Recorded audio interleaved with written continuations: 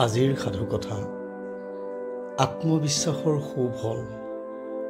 এদিনাখন এখন বাগিচাত এজন ল'ৰা বৰ দুখ মনেৰে বহি আছিল আৰু মাজে মাজে সি কান্দি উঠিছিল। এজন মানুহে ল'ৰাজনক বহু সময়ৰ পৰাই লক্ষ্য কৰি আছিল। তেখেত লাহে লাহে ল'ৰাজনৰ ওচৰলৈ আহিল আৰু কাষতে বহি ল'ৰাটোক দুখৰ কাৰণ সুধিলে। ল'ৰাজনে ক'লে যে মই বৰ বিপদত পৰিছোঁ। মই এটা ব্যৱসায় কৰিছিলোঁ য'ত মোৰ 5 লাখ টকাৰ লোকচান হৈছিল। এতিয়া মোৰ 5 লাখ টকাৰ বেংকৰ ঋণ আছে। মোৰ ঘৰটোও বন্ধকত আছে আৰু মোৰ বুঢ়ীমাও অসুস্থ। যেন ভগৱানে মোক গোটেই পৃথিৱীৰ সমস্যাবোৰ দিছে। মই এতিয়া কি কৰিম বুজি পোৱা নাই। মানুহজনে ল'ৰাটোৰ কথাবোৰ ভালদৰে শুনিলে। তাৰ পাছত বেগৰ পৰা চেক এখন উলিয়াই ক'লে, মই তোমাৰ সমস্যাটো সমাধান কৰি দিম। মই তোমাক 5 লাখ টকাৰ চেক এখন দিছোঁ। তুমি ইয়াৰ দ্বাৰা তোমাৰ সমস্যাবোৰ সমাধান কৰা আৰু আজিৰ পৰা সম্পূৰ্ণ এবছৰৰ পাছত নিজেই উপাৰ্জন কৰি এই টকাখিনি মোক ঘূৰাই দিবা।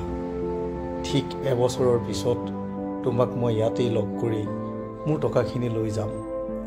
এই বুলি কৈ মানুহজন তাৰ পৰা গুচি গ'ল। ল'ৰাটোৰ এনে লাগিল যেন সি সপোনহে দেখিছে। খন্তেকতে তাৰ সকলো সমস্যা নোহোৱা হৈ গ'ল। মানুহজনক ল'ৰাটোৱে কেতিয়াও লগ পোৱা নাছিল, অৰ্থাৎ সম্পূৰ্ণ অচিনাকি আছিল। সি ভাবিবলৈ ধৰিলে যে কোনোবা অচিনাকি মানুহে যদি তাক ইমানখিনি বিশ্বাস কৰিব পাৰে, তেতিয়াহ'লে সি নিজৰ ওপৰত কিয় বিশ্বাস হেৰুৱাব। সি মনতে সিদ্ধান্ত ল'লে যে প্ৰথমে সি চেকখন ব্যৱহাৰ নকৰে। সম্পূৰ্ণ সততাৰে য'ত পৰোনাস্তি চেষ্টা কৰিব তাৰ ব্যৱসায়টোক পুনৰ আগবঢ়াবলৈ। আৰু যদি সেই প্ৰচেষ্টাত বিফল হয়, তেতিয়াহে সি সেই চেকখন ব্যৱহাৰ কৰিব।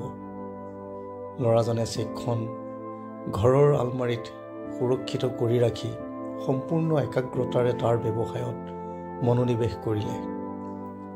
ল'ৰাটোৱে মূৰত এটা কথাই সুমুৱাই ল'লে যে যিকোনো প্ৰকাৰে সি এবছৰৰ ভিতৰত সমস্ত ঋণ পৰিশোধ কৰি নিজকে ভাল অৱস্থালৈ ঘূৰাই আনিবই। আৰু তাৰ কঠোৰ পৰিশ্ৰমৰ ফলস্বৰূপে এবছৰৰ ভিতৰতে সি ঋণ পৰিশোধ কৰাই নহয়, আৰ্থিক অৱস্থাও উন্নত কৰিলে। আৰু ঠিক এবছৰৰ পিছত একেই তাৰিখত সেই চেকখন লৈ পাৰ্ক পালেহি আৰু তাক চেকখন দিয়া মানুহজনৰ বাবে অপেক্ষা কৰিবলৈ ধৰিলে। ঠিক তেতিয়াই মানুহজন আহি পালেহি। ল'ৰাটোৱে তেওঁক বৰ শ্ৰদ্ধাৰে সম্ভাষণ জনাই চেকখন আগবঢ়াই কিবা এষাৰ ক'বলৈ ধৰোঁতেই মানুহজনে নিজেই ক'বলৈ আৰম্ভ কৰিলে আৰু ক'লে যে সেই চেকখন ভুৱা আছিল। এই কথা শুনি ল'ৰাজন স্তম্ভিত হৈ পৰিল, কাৰণ যিখন চেকে তাৰ আত্মবিশ্বাস জগাই তুলিছিল আৰু যাৰ সাহসত সি নিজক পুনৰ গঢ়ি তুলিছিল আৰু সমগ্ৰ ঋণ পৰিশোধ কৰিছিল, সেইখন এখন ভুৱা চেক আছিল। মানুহজনে ক'লে, চেকখন ভুৱা আছিল। মই তোমাৰ মনোবল বঢ়াবলৈ, নিজৰ আত্মবিশ্বাস বঢ়াবলৈ এই ভুৱা চেকখন দিছিলোঁ। আৰু দেখিলা নিজৰ মনোবলে কেনেকৈ তোমাক আজি এজন সফল আৰু প্ৰতিষ্ঠিত ব্যক্তিলৈ ৰূপান্তৰিত কৰিলে। গতিকে কেতিয়াও জীৱনত হাৰ মানিব নালাগে। নিজৰ দৃঢ় মনোবল আৰু আত্মবিশ্বাসে যিকোনো পৰিস্থিতিত আমাক জয়ী হ'বলৈ পথ দেখুৱায়।